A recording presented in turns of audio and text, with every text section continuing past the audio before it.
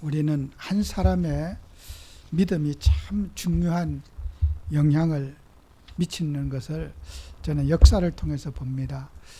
우리가 정말 진실하게 예수님을 믿고 또 한 사람이 누가 보든 안 보든 내가 예수님의 제자로서 예수님을 여러분이 항상 기억하고 사신다면 여러분 죽은 이후에도 그 예수님의 이름은 여러분을 통해서 계속해서 드러나게 될 것입니다.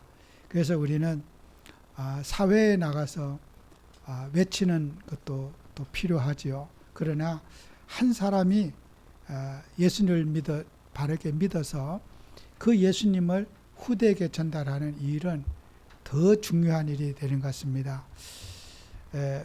우리 기독교인들 속에서도 훌륭한 분들이 많이 있지만 제가 그 방송을 통해서 본 분 중에 그 더봉 주교가 천주교 그 주교가 이제 얼마 전에 죽었어요. 또 지난주에는 이제 로마 교황이 이제 죽어서 장례식을 토요일에 했어요.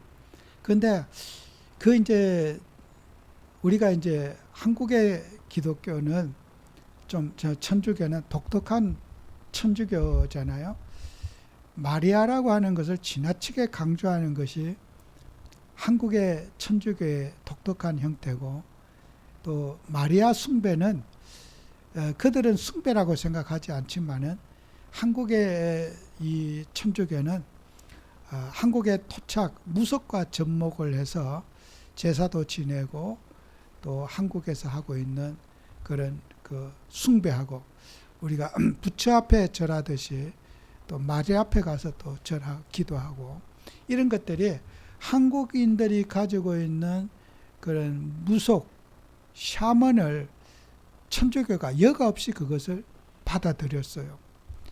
그러다 보니까 한국의 이 천주교회는 거의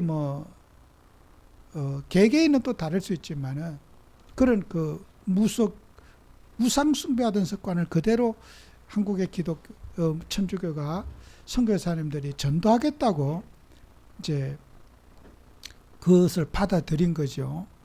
그리고 또 천주교가 이 땅에 들어오면서 선교사님들이 먼저 들어왔거든요, 기독교보다.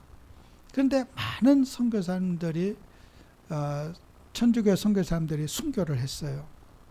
순교를 하고 그 후에 이제 이런 한국을 유교적으로 또 무속과 샤머니즘이 있는 이런 나라에 전도하기 위해서 어떻게 하면은 이제 한국 사람하고 부딪히지 않게 이렇게 전도를 할 수 있을까 고민 끝에 받아들인 것이 제사제도예요. 그 추도 예배가 천주교에서 들어온 거죠. 추도 예배가. 기독교는 원래 추도 예배가 없습니다. 성경에는 어디에도 추도 예배가 성경적인 근거가 없습니다. 또 추도 예배 드린 적도 없고 성경의 신구약 66권에 추도 예배는 한 군데도 없어요. 그런데 이제 천주교가 받아들였게 되고요. 그 다음에 이제 마리아 동상 저기 앞에 세워가지고 이제 들어갈 때마다 이제 마리아 앞에 그리고 이렇게 기도하는. 이런 논리들은 예수님의 어머니라고 마리아를 어머니 백을 써서 이제 기도하면 좋다. 이것은 어떤 인간적인 논리잖아요. 그걸 이제 천주교가 받아들이게 돼요. 이렇게 하면서 한국의 천주교는 이제 교세는 많이 늘어났지만은 정말 이게 불건전한 그런 정말 빈대 잡겠다고 초가상간 다 태우는 예수님이 모독받는 그런 천주가 된 것은 이건 100% 확실합니다. 그런데 이제 우리가 이제 다른 나라의 이제 천주교는 그런 게 있느냐? 제가 얼마 전에 우리 집에 프랑스에 와서 그 교수하는 우리 젊은 아이가 와서도 얘기를 들어봐요. 그것도 천주교였냐? 그런 거 없어요. 그런 거는 말도 안 되는 소리죠. 어떻게 예수를 믿는 사람이 마리아 동상 앞에 기도하고 또 제사를 지내고 그 말도 안 되는 짓을 할 수가 있습니까? 그것은 그러나 이제 여러분 보세요. 이제 로마 교황이 그분이 아마 개혁적인 그런 성향을 가진 사람이에요. 그러니까 이제 이분이 죽었는데 그 관도 천주교는 수백 년 동안 전통적으로 관도 3겹을 갖고 이제 이렇게 장례식 하는데 관도 간단히 하고 지하에다 내무다 매장하고 그냥 이렇게 평인처럼 그렇게 해달라고 유언을 했나 봐요. 그 우리가 그 이제 그 뭐 이런 천주교인 가운데도 그 더봉 그 주교라는 사람 얼마 전에 한 2주 전에 죽은 분도 20대 초반에 이제 우리나라에 이제 선교사로 부름을 여기 프랑스에서 받았다고 그러더라고요. 6.25가 끝나고 6.25 전쟁 막 끝나는 그 시점에 왔는데 한국에 전쟁과 고통에 속에 있는데 자기가 그때 20살 정도 됐는데 파송을 받는데 한국에 너무 감사했다고 그러더라고요. 내가 저런 나라에 섬기러 간다는 것이 너무 감사해갖고 한 번도 그 선교사로 부름받은 것에 대해서 감사를 잃어버린 나 같은 사람이 거기 가서 봉사할 수 있다는 게 너무 감사해서 거기에서 평생 여기서 우리나라에서 봉사하다가 우리나라에서 죽었어요. 그죠? 참 그런 분들이 이렇게 우리가 살아갔을 때 그분들이 항상 그분들의 입에서 공통된 말이 뭐예요? 예수님의 삶을 본받고 싶었다는 거예요. 그분들의 입술마다 나는 게 나는 예수님의 삶을 본받고 싶었고 예수님이 하신 일을 행동을 항상 흉내내면서 살고 싶었다고 그렇게 그분들을 고백하고 죽을 때까지 그렇게 말하고 죽었어요. 그래서 저 충주 뭐 시골에 가서도 평생 그 봉사하면서 그렇게 살다가 그 시골 그 농사 짓는 모든 동민들이 교회를 다니고 예배 드리고 나이가 들어 은퇴하면서도 또 그 가서 봉사하다가 이제 죽었어요. 여러분이 우리 하나님 믿으면서 눈에 보이는 건물, 성막, 오늘 제목이 성막이잖아요. 눈에 보이는 건물, 대부분 사람이 로마 바티칸에 가서 우라만 성전에 가서 거기에서 우상으로 숭배하는 사람도 있고 예수 믿는 사람도 있는 거예요. 그죠? 건물 쳐다보고 좋다고 막 우라만 그 건물에 사진 찍고 막 돈 내 가지고 뭐 성지순례 간다고 해서 땅 쳐다보러 다니는 수많은 그 갖고 로마가 그걸 갖고 먹고 살잖아요. 지금도요. 관광 수입 갖고 먹고 살잖아요. 지금까지. 그 재정의 거의 대부분이 관광 수입으로 다 살아요. 지금도요. 그런 정말 땅 쳐다보고 건물 쳐다보고 감동받아서 돈 먹고 그 나라 먹고 살잖아요. 그런 사람이 있는가 하면은 예수 믿는 사람도 있어요. 그죠? 우리가 어떤 신앙을 선택해야 될까요? 건물 쳐다보고 막 우람하고 그렇게 하면은 뭐가 쏟아져 나올 것 같고 막 저런 곳에서는 뭐가 막 역사가 일어날 것 같고 그죠? 그래서 하나님께서 이스라엘 백성들을 성막이나 텐트 맨날 텐트 쳤다 걷었다가 이스라엘 불과 기둥기둥 의도할 때마다 텐트 치고 성전 지었다가 뜯었다 세웠다. 이 일을 40년 동안 하나님이 하게 하신 거예요. 그리고 그 가나안에 들어가서도 하나님은 건물 짓는 것을 허락하지 않았어요. 하나님의 명이면은 바로 여호수아 시대 때에 건물 지어서 예배당 세웠을 거 아닙니까? 하나님은 건물을 허락하지 않았어요. 그리고 그 이후에 수없는 세월이 지나서 다윗 때에도 성전 짓기를 원했지만은 텐트 속에 예배 드리는 것보다 내가 성전을 짓기를 다윗은 그렇게 기도했지만은 하나님은 다윗에게 성전 짓는 걸 허락하지 않고 솔로몬 시대에 성전을 지었어요. 그 손으로 지은 성전 이스라엘의 자부심을 건물 지어놓으니까 어떡합니까? 그게 또 우상 예루살렘 성전이 우상 숭배하는 곳이 되는 거예요. 그래서 하나님은 어떻게 해요? 바벨론을 통해서 돌 하나도 도리에 남지 않고 성전을 싹 다 뜯어가게 한 거예요. 인간은 눈에 보이는 것에 빠지고 눈에 보이는 것에 사로잡히는 거예요. 예수님 오실 때까지 그 일은 반복됐다는 거예요.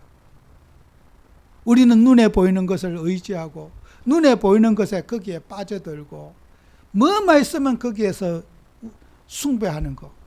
영으로 우리와 함께 하시는 성령, 우리 속에 임하신 그리스도의 신 성령을 놓치고 육신을 쫓아가는 우리의 체질 때문에 우리는 환경만 조성되면은 우상으로 빠지고 하나님 반대편으로 서는 것이 인간의 체질이라는 거예요.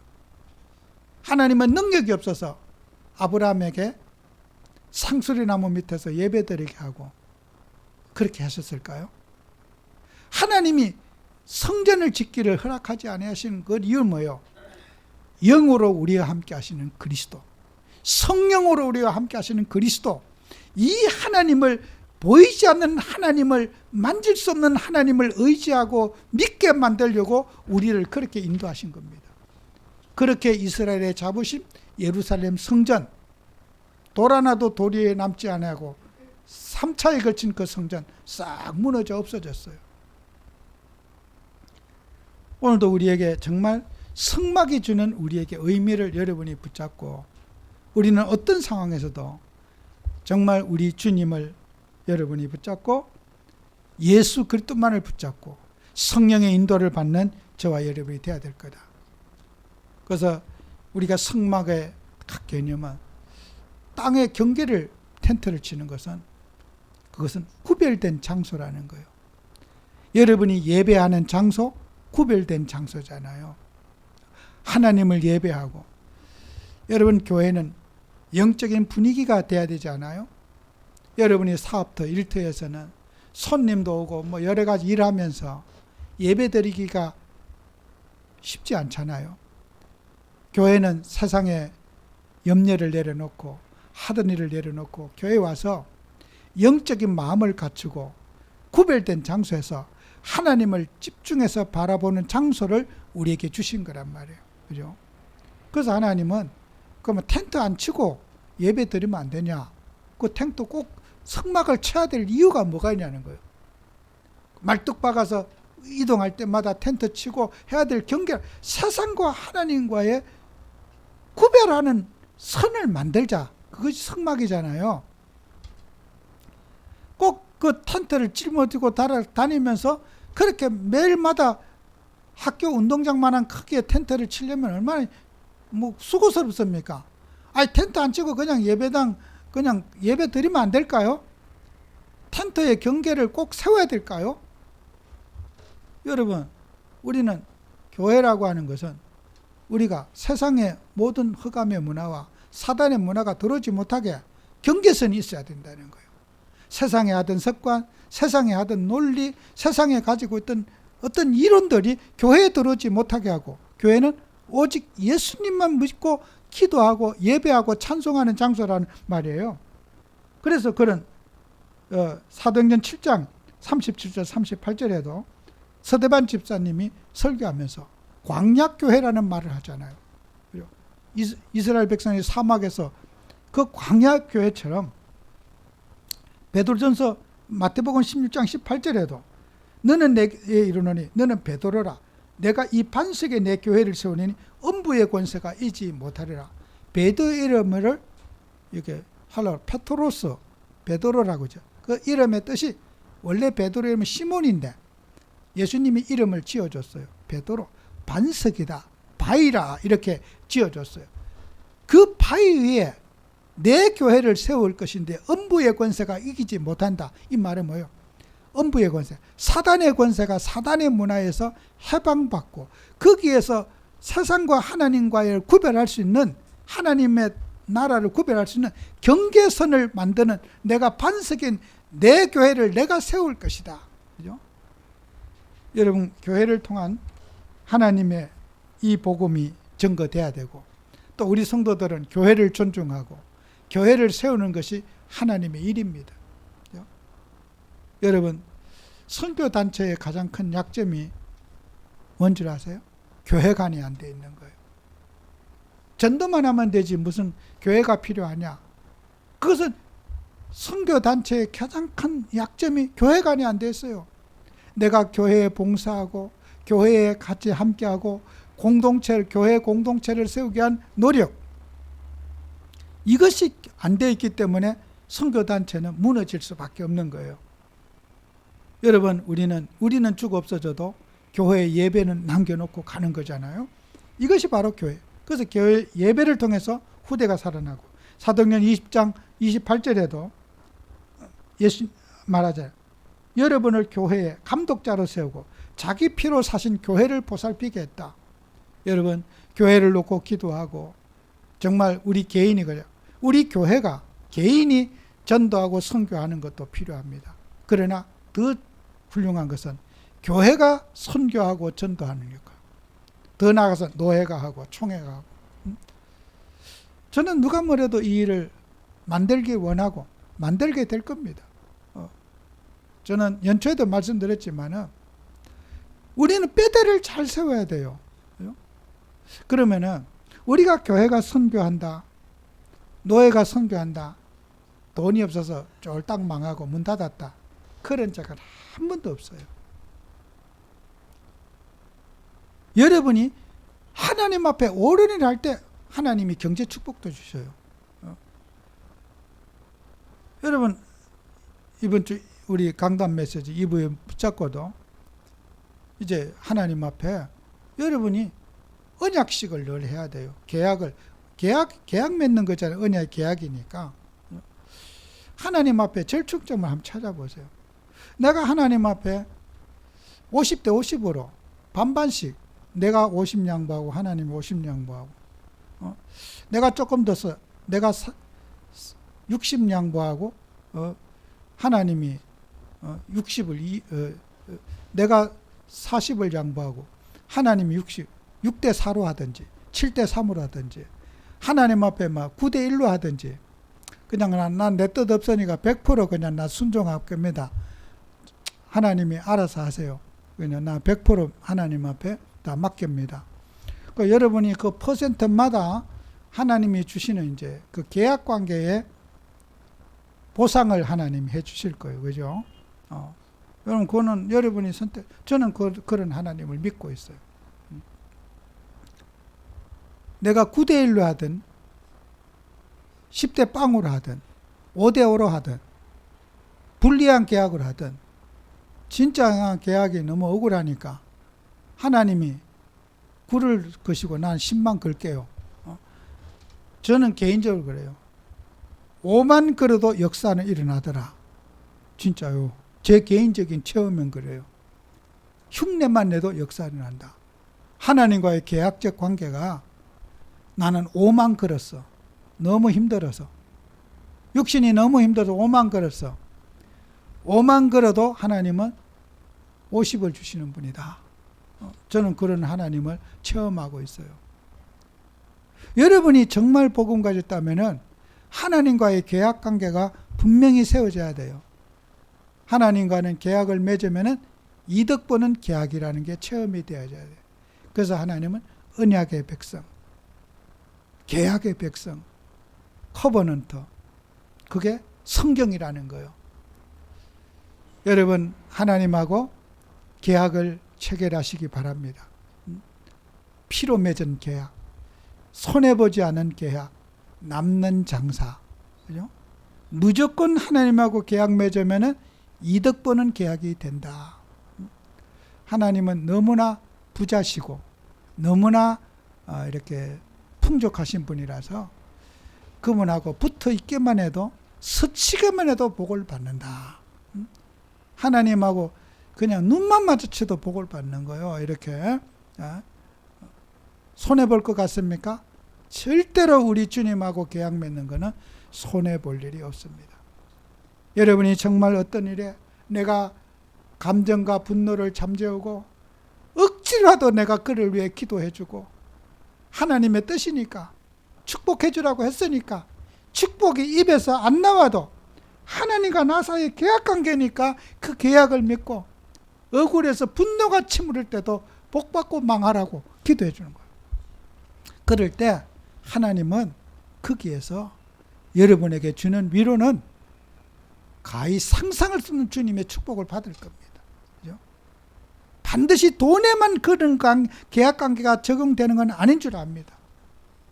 내가 분노할 수가 있고 따질 수가 있고 항의할 수가 있고 불합리를 어떤 부르짖을 수 있지만은 주님 앞에서 내가 양보하고 주님 앞에서 나를 내려놓고 주님의 그 희생을 내가 마음속에 담고 내가 그 계약식에 참여할 때 내 뜻을 다는 양보 못해도 5%라도 양보하고, 그럴 때 하나님은 우리 성도들에게 주는 복은 실로 가히 클 겁니다.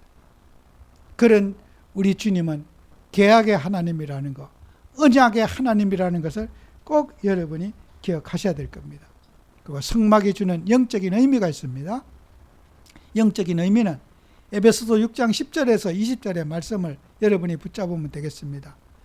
여기에 복음에 우리는 전신갑주를 입으라 그랬습니다. 그죠?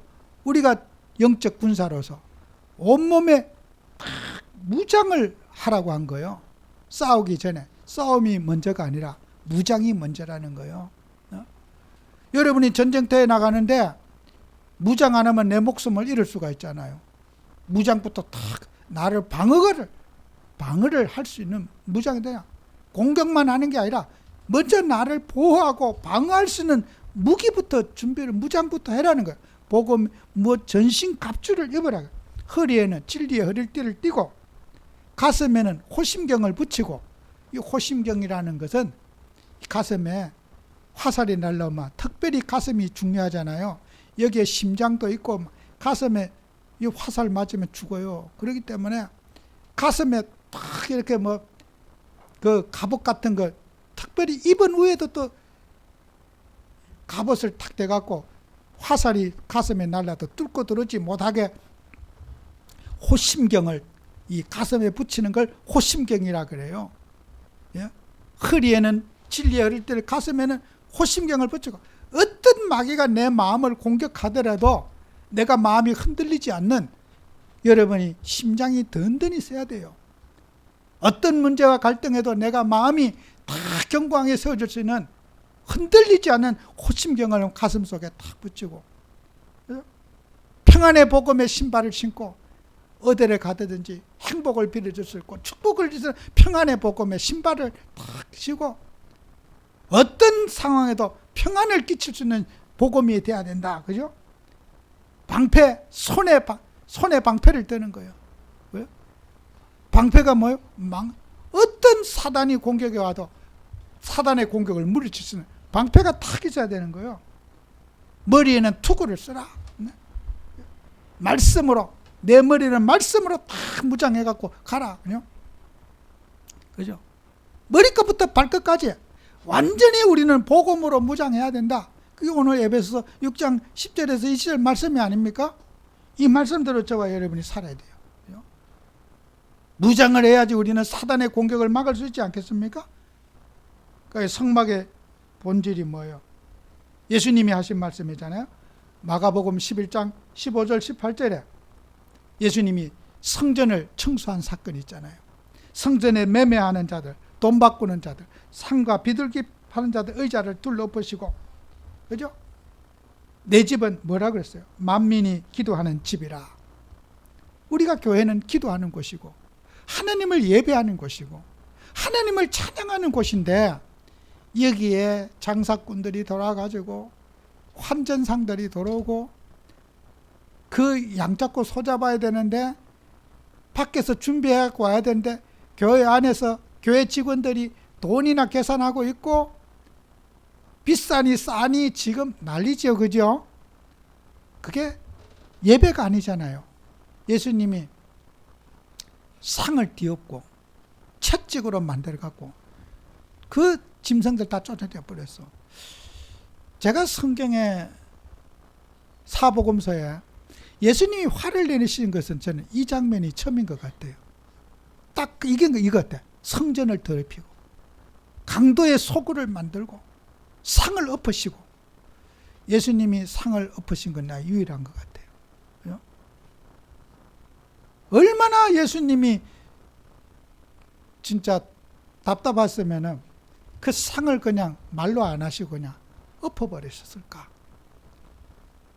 여러분, 교회는 세상의 모든 잡것이 교회에 들어오지 못하게, 교회는 구별된 장소로 성령의 인도를 받고 성령의 감화와 감동으로 예배드리고 성령 충만을 누리고 하나님의 신에 감동받는 예배가 돼야 되는데, 세상의 논리가 들어와서 교회를 어지럽힌 거, 정말 우리는 지금도 성전 청소 우리 해야 될 겁니다.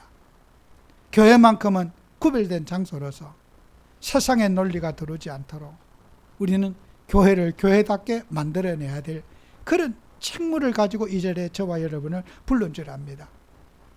꼭 여러분은 정말 성막을 회복하고 텐트 치시기 바랍니다. 내 마음이 텐트가 성막이 있어야 됩니다. 그죠? 내 마음에 세상이 그런 흑암의 문화가 내 마음속에 들어오는 어떤 상황에도 세상에 물들지 않고 세상에 내가 휩쓸리지 않는 우리들 자신들에게 있는 성막이 있어야 됩니다. 그죠? 텐트가 있어야 돼요. 경계가 있어야 된다는 거예요. 그 경계 없이 우리가 세상의 논리에, 세상 타락 문화에, 세상의 그런 우리의 그 죄의 성향에 내가 가면서 성막이 없는 거잖아요. 성전이 지금 벽이 무너진 거잖아요. 경계가 없는 거잖아요. 지금 이 땅에 기독교가 뭐예요? 경계가 없어요. 다 무너졌어. 교회에 경계가 있어야 되는데 경계가 없다는 거예요. 꼭 우리는 이 경계를 개인마다 회복해서 정말 우리는 세상과 싸워 승리하는 여러분 되시기를 축원합니다. 기도합니다. 주님, 우리는 주님 앞에 성막을 회복하기를 원합니다. 정말 세상과 나와의 구별된 경계선이 있기를 원합니다. 우리는 세상의 모든 타락문화, 흑암문화가 우리 마음에 침투하지 못하도록 항상 우리 마음을 주님이 지켜주시고 인도받기를 원합니다. 성령 충만케 주시옵소서. 예수님 이름으로 기도합니다. 아멘.